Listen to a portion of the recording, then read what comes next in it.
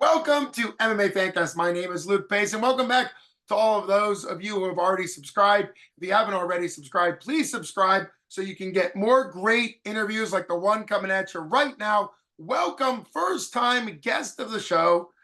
Always excited to have first-time guest of the show, and tonight, a very special first-time guest of the show, Kara Hoad, Kara Care Bear Hoad. Welcome to the show. Hi, thank you for having me.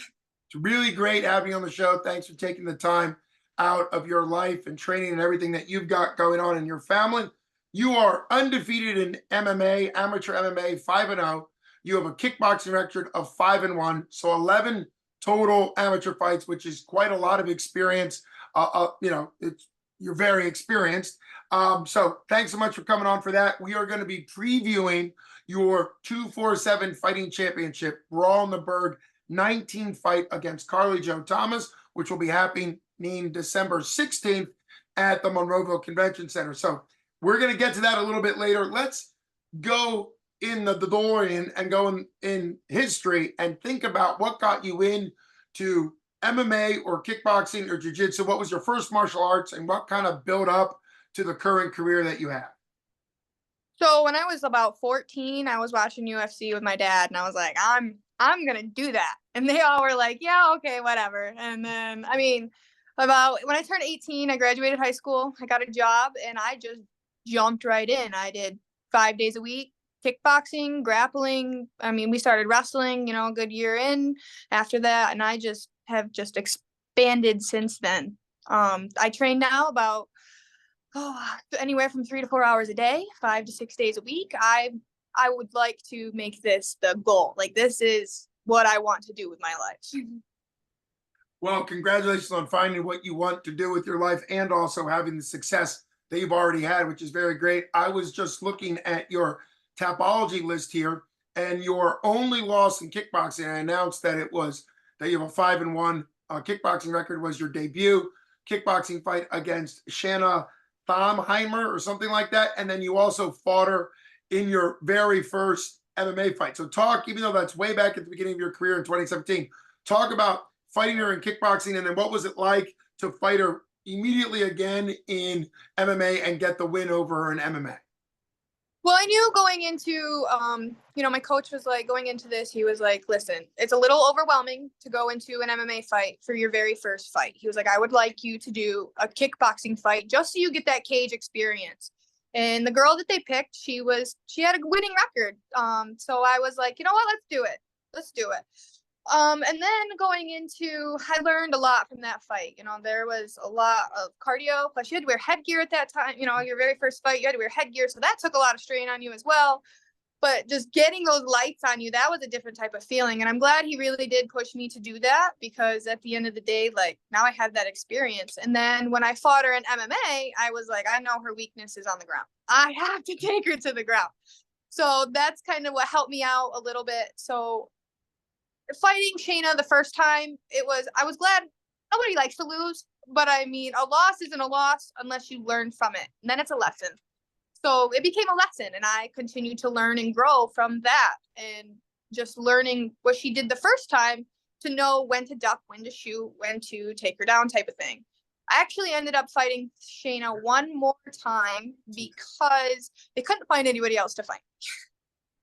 And that was for a title fight for Gladius for 145, I think it was, the weight class. And that one was a brawl. She got better at that point, and it was bloody. I had her blood in my mouth. I had her blood in my hair. It was nasty. It was awesome, but it was nasty.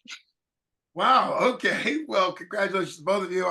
I also think, even though there's always going to be a loser, at the end of a fight, the reality is, if you put on an entertaining fight, then the crowd wins. And it sounds like not only did you get the win, but hats off to Shayna in your third fight, second MMA fight against each other, of putting on quite an entertaining show. So very awesome.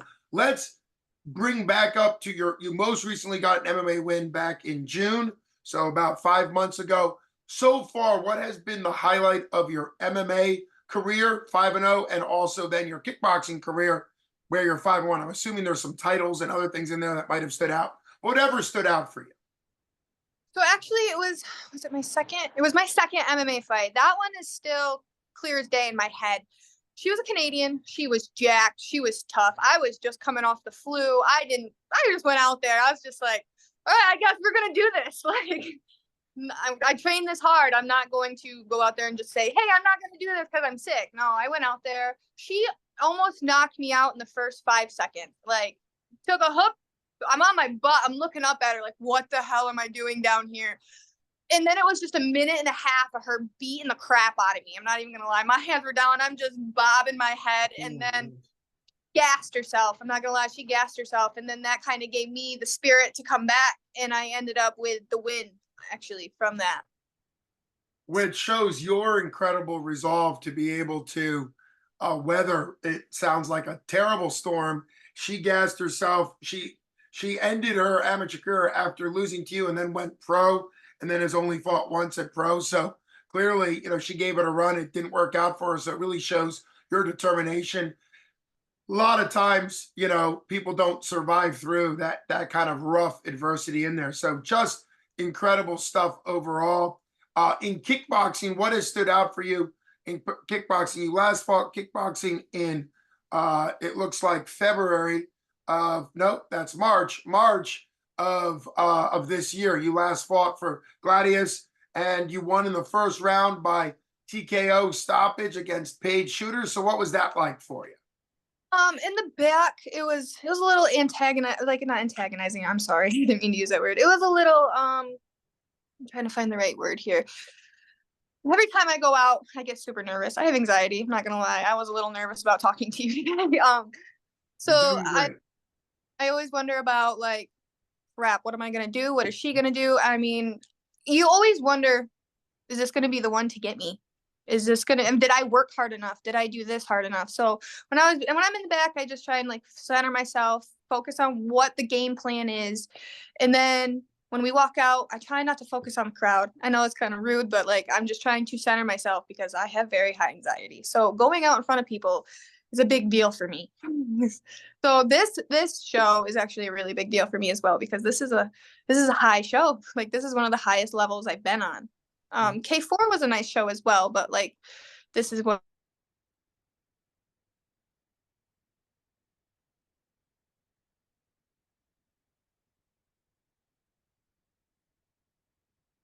I did.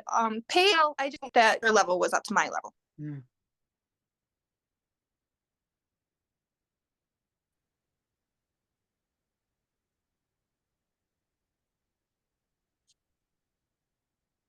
Sorry, you just froze. Yeah, a little bit of technical difficulties. Hopefully it clears up here. So you had started to say there that 247, which is the reason why you're on the show tonight to talk about 247 Fighting Championship, you consider it sort of more pressure, a big level stage. You're coming in from New York into Pittsburgh to take on Carly Jo Thomas. What are your thoughts about that fight particularly? Can you say that one more time? You froze again. Sure. Yeah. Hopefully we can make it through. I appreciate you. What are your thoughts on 247 and fighting for them, and then Carly Jo as your opponent, December 16th? 247. I have seen lots of good things come from them. Their show, like the pictures, I love the pictures that they post. It looks like a legit, almost. I mean, I know they do pro fights, but it's a high level fight. You're on this card, then you're almost there type of thing. Like, that to me, that's Carly Jo, she looks tough. I'm looking for a fight that's going to push me, and I think Carly's going to give me that fight. Like I said, I want to make this a thing. I want to make this a career. And in order to go pro, I need to be shown that I can weather a storm and still come out stronger. Even if I lose, my goal is to go out there and put on a good show. Like you said, as fighters, if you put on a good show, that's about it. Even if I go out there and I lose against her, as long as I went out there and I weathered that storm and I did everything in my power to win, and I don't win, that just means she's better than me. Okay, so I mean, Carly's good on the ground. She's good on the ground. So I've been working on the ground. I've been working, like I said, I train 3 to 4 hours a day. So I work my striking every single day. I work my grappling every single day. I work wrestling 3 to 4 times a week. I've been since the summer. I've been lifting some more weights than I normally would. Like I said, I think she's gonna give me what I'm looking for, and I'm excited. I'm excited. That is awesome. It's a great attitude that you have, because that really is what the fight game is. You're gonna put on a show, and she's gonna do her best. You're gonna do her best. I've had the honor of being able to watch some of Carly Joe's fights because she's from the Pittsburgh area, and I think that's exactly her attitude as well. Is really wanting to challenge because at your level, her level, it's somewhat easy to take fights where there's not as much of a challenge. Every fight is dangerous to some degree, but I give you both credit for really both taking on tough opponents, and it's just super exciting. So for you, you've talked about 247, which I agree with you. Of course, I think that's great. They put on Jim Mooney, the head matchmaker, and Hunter Homostek, the GM, and Ryan. Ryan Middleton, the owner, they all pride themselves in making from a 0-0 debut amateur fight all the way up to the pro title fights. Your main event is a pro fight, not a title fight, but still they pride themselves on high quality all the way through from beginning to end. And I'm glad that you've seen that, even just from what you've seen from the outside. December 16th, you're going to be able to be a part of it. This is a good time to remind people, if they're not making the drive out from New York, to download the 247 Live app. You can find it on the App Store, or you can go to 247fighting.com to get the pay-per-view. And of course, that anybody who's doing that should make sure they click on your name to give you credit for their pay-per-view, because that's something that 247 does. They have both the app that you can stream on and also online for the pay-per-view. So that's always high level and great. What are your thoughts with being the opponent from, the outside, the person that's coming in to Pittsburgh, where the Mat Factory and Carly Joe has a lot of support? You're going to hear a lot of support from anybody that fights from the Mat Factory, the Academy, Indio Dojo, a few others, the shop, and Gorilla House. And if I've forgotten any of the other local ones, I apologize. But what's that thought like for you coming into enemy territory? I mean, I have been booed before walking into, it was a kickboxing fight. I walked into her turf, I walked into her turf, her fan, actually my corner, her whole people were right behind me, and they're, oh, she sucks, she's boo, they're booing me, and they're this, they're that. But honestly, when you get in that cage, you don't hear none of that. It's just me versus her at the end of the day, and I'm gonna go out there and I'm going to let it just slide right off my shoulders. Because, I mean, I imagine that's what I'm going to hear. Like you said, I'm going into her wheelhouse. I'm going into her game.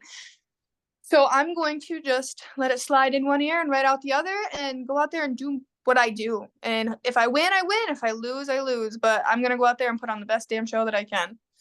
And that's enough reason for people to be excited about this card.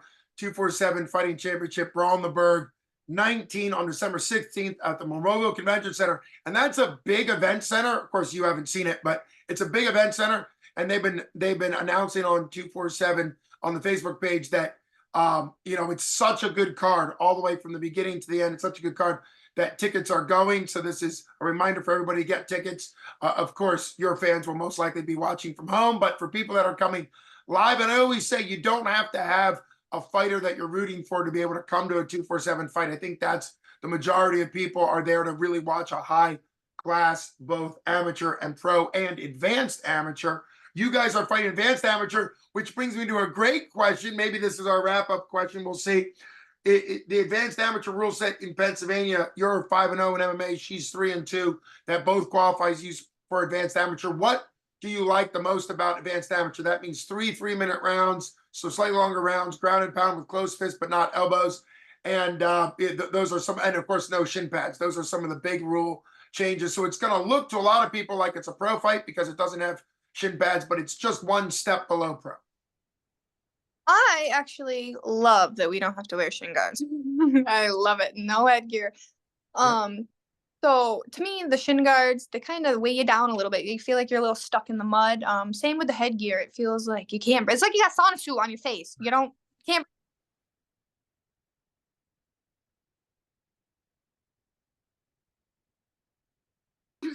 So I love that we actually fight. That's what they are here in New York as well. I'm for the ground and pound. I'm for it. whether I'm on the bottom or I'm on the top.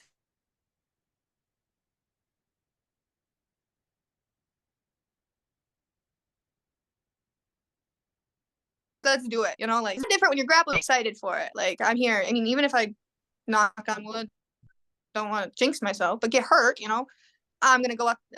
It's a show, and that's our job is to put on a good show. Well, it's awesome. It's incredible having you on the show. I've had Carly Joe on before, and you guys both have high energy, a great fan base, and to my knowledge, both of you are looking to make a career in the sport, which is why I think these advanced amateur fights are so exciting. Hats off to the matchmaker, Jim Mooney, of course, and you guys both for taking this, because it's very likely that both of you will end up in the pro ranks and maybe even rematching. You've already had rematches in your amateur career, and it seems like both of you have the skill and the talent and the desire. Like you've said several times, this is your future focus. I know that's Carly Joe's future focus. So it's really exciting to see two high level up and coming athletes that are going to probably both have long pro careers. So my honor to have you on MMA Fancast. It'll be my honor to be cage side to watch your action at on December 16th for Brawl in the Burgh. Just incredible. Really appreciate you taking time to come on the show. As a ramp up of the show right now, do you have, and it's okay if you don't, of course, but do you have a sponsor list or people that you want to thank, given the fact that obviously this is a big part of your life? And then, of course, if not, then I'll give a plug to you, to anybody out there that's from your hometown area, to get with you to sponsor you, because obviously you could benefit from sponsorships. But let's get to sponsorships and gratitude. As of right now, I don't have any sponsors for this fight. I have had sponsors before, so I would like to thank all of them, every single one of them. There's Matthews Construction. There's Pix Pub Pickering. He does like heating and electrical and stuff like that. Let's see, there was I had 5 for that one, but I can't remember them all off the top of my head. But the one person in the group of people that I would really like to thank is Fifth Round. My coach, John Franchi, wouldn't be where I am without him. Would not be. And as my teammates as well. It's a one-man sport once you're out there, but when you have to train, you have to have people to help you. And in order to learn and grow, you need to go with people better than you. So I would like to give a huge shout out to Fifth Round Fitness and everybody who trains here. Yeah, that's incredible, because you said it. It's a one-on-one sport, right? You're not in there with your team, but all that your team, your coach, John Franchi, and what everybody has done has helped you do what you're doing in there. And so that is super exciting. I really appreciate you. Thank you for coming on the show. Hopefully this is the first of many. I always like, if I can, to follow the careers of fighters, even if they're not fighting in Pittsburgh, even if they're not fighting for 247. So hopefully I can follow your career regardless of how this fight goes going forward, wherever your career takes you. Thank you so much for coming on. You've been listening to Luke Basin for MMA Fancast with first-time guest on the show, Kara Hoad. Thanks so much for coming on. Thank you for having me. It's been great. You take care.